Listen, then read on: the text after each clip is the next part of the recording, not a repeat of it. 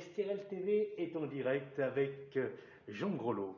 Jean Grolot qui est président de l'ARCOR, l'association des commerçants de Saint-Raphaël, afin d'évoquer cette fin d'année 2020 ô combien importante pour les commerçants afin de limiter les dégâts suite à la crise sanitaire que nous vivons et qui est sans précédent. Bonjour Jean Grolot. Bonjour. Alors, en collaboration avec la ville de Saint-Raphaël, vous cherchez, à juste titre, tous les stratagèmes pour dynamiser le commerce en centre-ville. Oui, alors, c'est sûr qu'une association de commerçants d'une ville, ça ne peut être existante qu'en collaboration avec cette ville. Donc, notre souci permanent, c'est promouvoir la ville, promouvoir les commerces de cette ville et comment les développer. Alors, comment allons-nous faire pour cette fin d'année, puisque j'ai cru comprendre que l'Office de commerce avait créé son chèque cadeau? En quoi consiste-t-il? Alors, l'Office de commerce, initiative notre maire Masquelier l'année dernière, qui a été, je dirais, opérationnel dès le début de l'année. Et la première initiative de cet office de commerce, c'est effectivement la création d'un chèque cadeau. Le chèque cadeau, c'est un moyen d'apporter à l'économie raphaéloise, je dirais, du business, quoi, du trafic. Donc, qui se caractérise de la façon suivante, c'est effectivement satisfaire à la fois les clients et les commerçants partenaires de l'ARCOR, bien évidemment, en proposant une idée cadeau qui s'adapte, alors bien évidemment à Noël, mais également aussi bien aux anniversaires. Oui, je dirais que les commerçants qui soient partenaires de l'ARCOR, donc adhérents à l'ARCOR, mais il n'y a pas que les commerçants, parce que d'abord, le chèque cadeau s'adresse à toutes les entreprises qui veulent bien les accepter. D'accord? C'est un moyen de paiement, et donc ce moyen de paiement, il faut que l'entreprise dise « j'accepte ce moyen de paiement ». Donc il faut qu'elle s'identifie auprès de l'organisme chèque cadeau, office de commerce. Une fois que cette démarche est faite, qu'elle soit ARCOR ou pas ARCOR, une fois que cette démarche est faite, elle peut encaisser le chèque cadeau. Donc une liste de ces entreprises, commerçants, artisans qui acceptent les chèques cadeaux est alimentée tous les jours, elle évolue tous les jours sur le site qui a été créé pour l'occasion qui s'appelle J'aime Saint-Raphaël. Donc ce site, il a cette particularité, il recense toutes les boutiques acceptant le chèque cadeau, mais il a aussi le côté je vends du chèque cadeau. Parce que le chèque cadeau, c'est une panacée à l'origine qui bénéficie d'une marge sur la distribution de ce chèque cadeau sous forme de prime pour le personnel. Aujourd'hui, ça représente 171 € par an et par personne salarié qui peut être, je dirais, donné à ce salarié. C'est une économie puisqu'on donne directement 171 € à.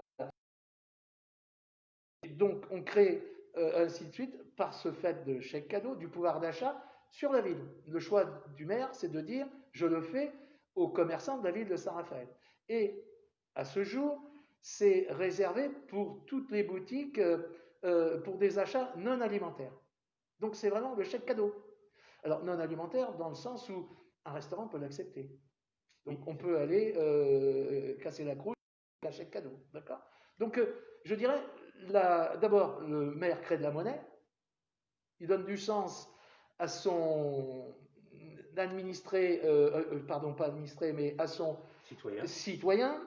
Il donne du sens à l'entreprise citoyenne de la ville de Saint-Raphaël qui dit, moi je vis, je pense aux entreprises du BTP, je pense aux entreprises qui travaillent avec la commune de Saint-Raphaël.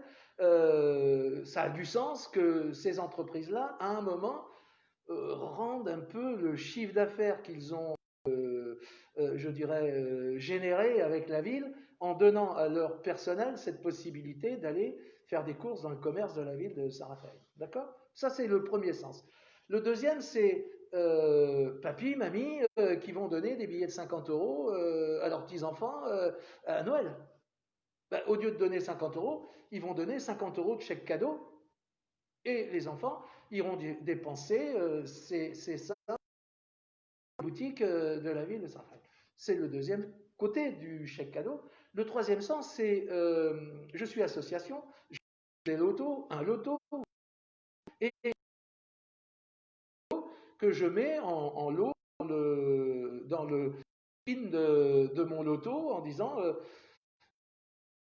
j'aurai aussi des chèques cadeaux à prendre dans les boutiques de, voilà, nous, association de la ville de Saint-Raphaël, que la ville de Saint-Raphaël, elle donne les salles, je dirais, à des tarifs, aujourd'hui c'est gratuit. D'accord? Le maire a estimé que la salle municipale pour l'association qui veut bien faire quand c'était encore possible, hein, parce qu'on vient de passer en mode impossible. Mais quand c'était encore possible, des salles étaient offertes à l'association. Ben, j'aurais trouvé normal que l'association demain dise bon, on va mettre du chèque cadeau en cadeau, machin. Moi, je suis hôtelier. J'ai prévu, je suis en train d'organiser ma communication à venir. Aujourd'hui, je suis fermé. Fermé. On y reviendra. Mais je suis en train de préparer une campagne commerciale à l'intention de mes clients. Venez de. Je vais vous donner pour 30 euros, 50 euros, 100 euros de chèque choix de votre réservation. Ce chèque cadeau, vous l'utiliserez soit en diminution du coût au moment où vous paierez, parce que j'accepte les chèques cadeaux, soit vous irez le dépenser. Voilà. Donc, il y a beaucoup de sens dans ce genre. C'est une vraie monnaie locale. C'est une vraie monnaie raphaéloise. Aujourd'hui, c'est un vrai plus dans le côté de. Le commerce est en mode, je dirais, alerte, quoi. Hein. Fermé, fermé et fermé. Donc, les fins d'année s'approchent. On voit les stocks qui ont été livrés. On voit que les vitrines sont éteintes, on ne peut pas montrer nos produits à quelle clientèle, il n'y a personne en ville. Donc, qu'est-ce qui va se passer demain à la libération des clients après un déconfinement qu'on ne sait pas d'ailleurs. Qui va dire aujourd'hui que le 5 décembre, on va sortir déconfiné, la mine déconfite, et venir prendre l'air au bord de mer? Personne ne peut le dire aujourd'hui, quoi. Hein. Allez, bon, écoutez, on va l'envisager. On va envisager envisageons le positif. Voilà. Envisageons que nous sortions le 5 décembre, comme vous venez d'exprimer, Jean Groslo, que nous allons pouvoir acheter dans les vitrines qui vont être achalandées, bien mises en valeur. Mais pensez-vous pas que d'ici là, les pseudo-clients ou les clients tout court et beaucoup en ligne? C'est un petit peu là où Bruno Le Maire, notre ministre de l'économie, effectivement orienter les clients français aujourd'hui. Le petit commerce aujourd'hui, qui n'a jamais mis sa vie, puisse en l'espace de 3-4 jours mettre tout ça en place. Expliquez-nous. L'ARCOR, donc l'association, on a à travers ce site qui s'appelle J'aime Saint-Raphaël, on a déjà regardé comment se comportent les boutiques et comment s'affichent et comment se présentent les différentes boutiques de Saint-Raphaël. On a 250 boutiques de référencées à ce jour sur le site J'aime Saint-Raphaël. Sur ces 250, il y en a une soixantaine qui ont déjà un site vendeur. Donc celles-ci, je dirais, elles sont déjà en mode combat opérationnel vis-à-vis de ce qui se passe aujourd'hui, quoi. Hein. La grande concurrence, c'est Internet, et Internet se résume avec Amazon, c'est l'homme à abattre. Quand je suis hôtelier, je vous parlerai de Booking. Mais en tant qu'hôtelier, Booking, c'est un gros apport de réservation, mais quand on sait travailler avec les différentes possibilités qu'offre Internet, on peut le contenir et on peut le garder à portion congrue de son chiffre d'affaires. Booking, pour un hôtelier, c'est 17% de commission. Ça reste une somme qui est déduite du chiffre d'affaires fait 17%. C'est pas rien, quoi. Mais quand ce Booking fait dans certains établissements plus de 50% du chiffre d'affaires, c'est le Booking qui est propriétaire de l'hôtel, quoi. C'est aussi simple que ça. Donc, il faut s'employer à ce qu'on soit, nous, apporteurs de l'affaire, de notre chiffre d'affaires. Mais c'est bien un minimum qu'on doit faire, quoi. Donc, en tant que commerçant, le commerçant doit prendre cette initiative, rentrer sur les réseaux sociaux, créer sa propre page de vente, mettre en ligne, même artisanalement. Mais ça crée du lien avec son client. Il a, dans ce sens-là, je dirais, allez, beaucoup de commerces connaissent leur clientèle, connaissent leurs clients. Je ne connais pas de boutique, d'exemple qui disent non, moi je ne connais pas mes clients, et puis ça m'est égal. Je ne connais pas ça. C'est pas le sens quoi, du nouveau commerce. On doit connaître ses clients, et on connaît ses clients. C'est machin, ces trucs. La dame qu'on a vue tout à l'heure, bon, elle habite dans la résidence, il n'y a aucun problème. C'est pas bon. Vous comprenez que le sens de connaître ses clients pour le commerçant, c'est primordial. Donc aujourd'hui, le boutique est fermé. La boutique fermée, il faut garder le contact avec les clients. On est fermé, mais on n'est pas mort. On est fermé, mais on est encore vivant. On est fermé, mais on va se revoir bientôt. Et on est fermé, je compte sur vous bientôt. Si on n'a pas pris cette initiative-là, c'est qu'on a laissé la place au grand désert et que peut-être que dans son fort intérieur, on sait qu'on va mourir. Et qu'on n'a pas encore pris l'évidence mort, et qu'on ne discute pas et qu'on ne va pas continuer le lien avec les clients, on a lâché prise et on a abandonné le droit à survivre qu'on a tous quand même. Hein. Je vous suis complètement sur l'histoire du lien, on est totalement d'accord là-dessus. Néanmoins, par rapport un petit peu à ce que souhaite, on va dire, l'État aujourd'hui, de pousser, on va dire, les commerces de vente en ligne aussi rapidement, ça paraît complètement incongru. Alors, d'abord, vous n'étiez pas né, donc vous ne saviez pas, mais le conducteur de diligence, quand il a vu arriver la première voiture, il a tapé sur le cul du cheval et il a dit « mais c'est pas possible, ça va jamais... regarde, comment ça peut marcher ?» En parlant à son cheval. Bien évidemment. D'accord ? Donc, les conducteurs de diligence, mais quand même, on est avec Internet et le commerce, il est mondial. Donc, en clair, il faut forcément qu'on y aille. Donc, c'est vrai qu'il y a des pas à sauter, mais on remonte les manches, on est commerçant, on se fait sa vitrine régulièrement, certains. Donc, on doit, avec les sites Internet, c'est ça, on est devant sa vitrine et on la refait. Bon, donc il y a des choses qu'on ne connaît pas, il y a des choses qu'il faut apprendre, mais il y a tellement de moyens aujourd'hui à la disposition de celui qui veut, on doit pouvoir. Donc celui qui veut doit pouvoir. Donc nous, l'Arcor, ça fait une dizaine de jours qu'on a envoyé des petites informations en disant pensez que celui qui n'a pas de boutique Internet, que celui qui a une boutique Internet, communiquez, faites vivre. Vous avez du temps, vous êtes fermé, faites vivre. Celui qui n'a pas de boutique, là, vous avez du temps, et c'est le temps qu'il faut que vous preniez maintenant pour vous en préoccuper. Alors certes, ça ne sera pas d'une qualité, il faut du temps pour créer un vrai site en ligne, 1 mois, 2 mois, en fonction du souhait et de la qualité qu'on souhaite y apporter, c'est vrai. Mais l'urgence, c'est quand même de faire quelque chose, et les réseaux sociaux, ouvrir une page Facebook, c'est 2 heures aujourd'hui. C'est vrai. D'accord ? Créer un compte sur Instagram, c'est encore un délai qui fonctionne et qui va bien et qu'on peut faire rapidement.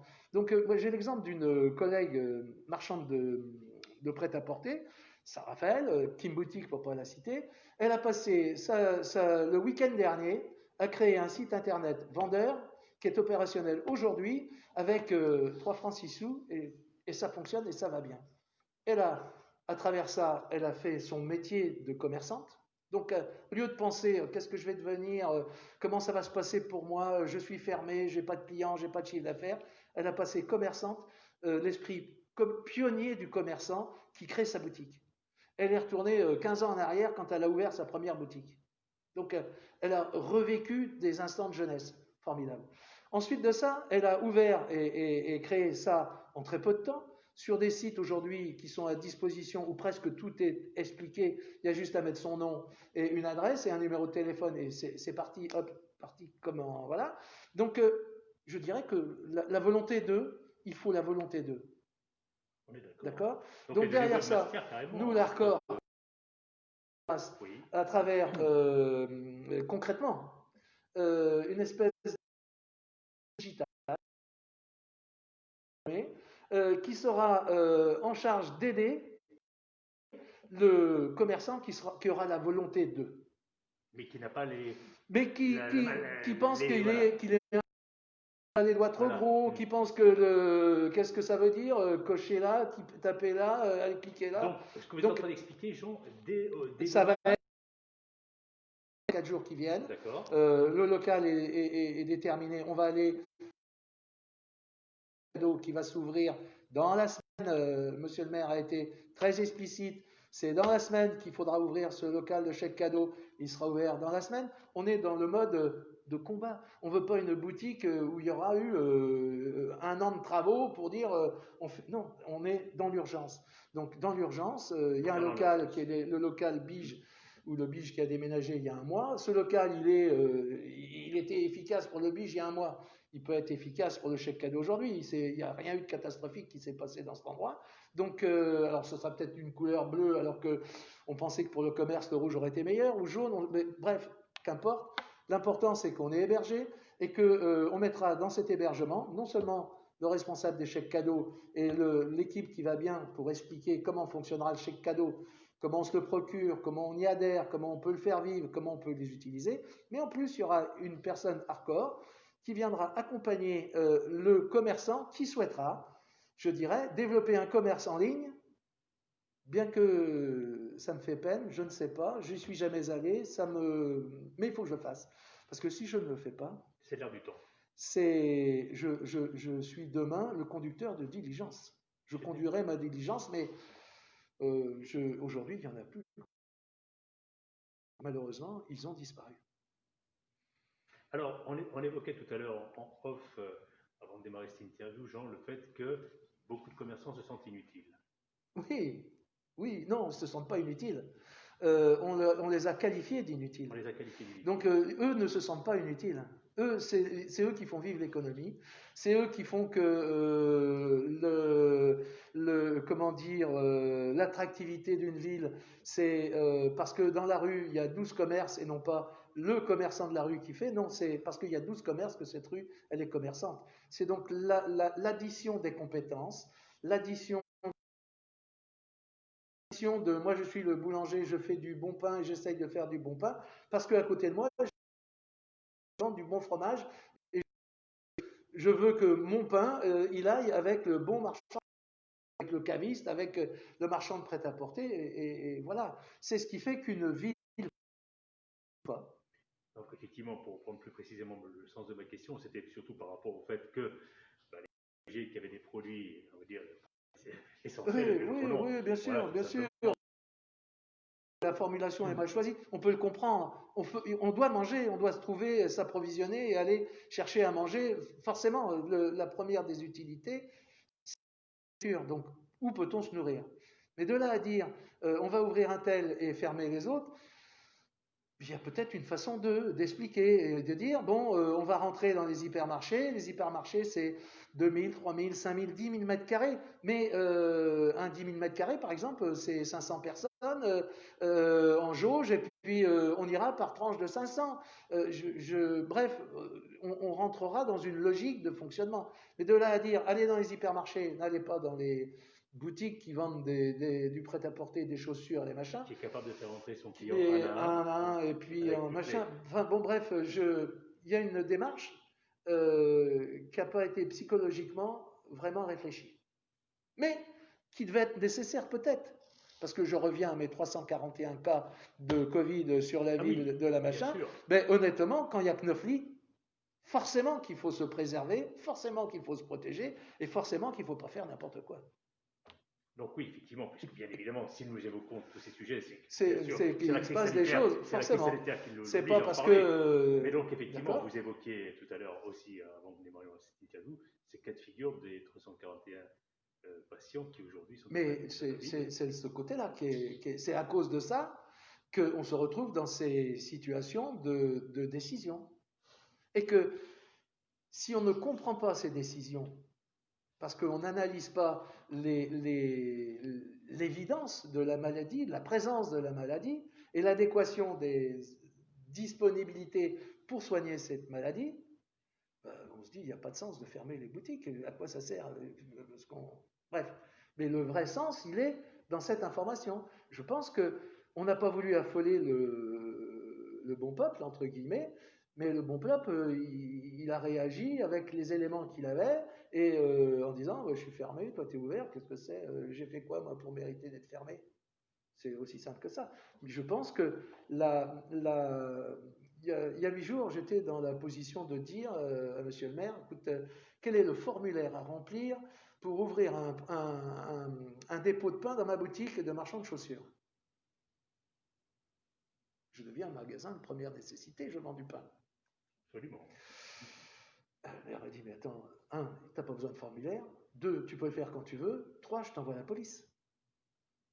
Pourquoi tu m'envoies la police?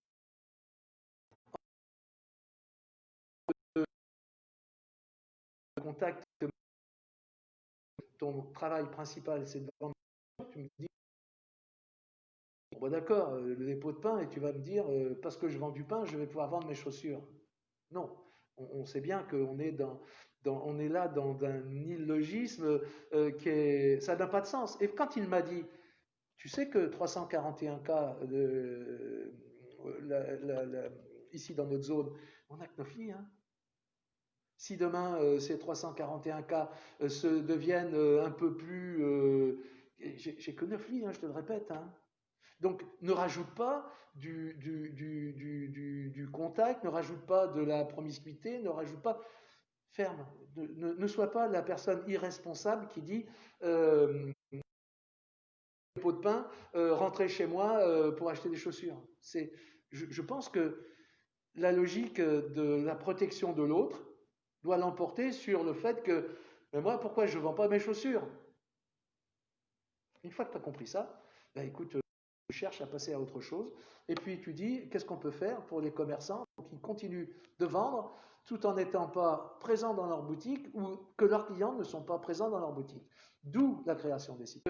C'est moi, commerçant, qui va prendre l'initiative d'y aller, parce que c'est certes nouveau, mais c'est plus l'inconnu. J'ai quelqu'un avec moi qui va m'aider. C'est important. Voilà.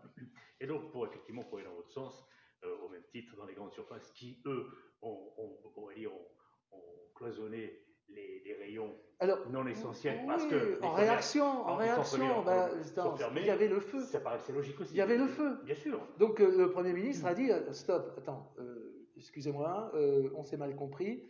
Effectivement, les produits de première nécessité. Donc dans les hyper ou dans les super, les produits de première nécessité, je ne vais pas vous les décrire, mais virez-moi des autres, quoi. Supprimez les rayons des autres. Ayez dans le sens de soyons solidaires d'un commerçant.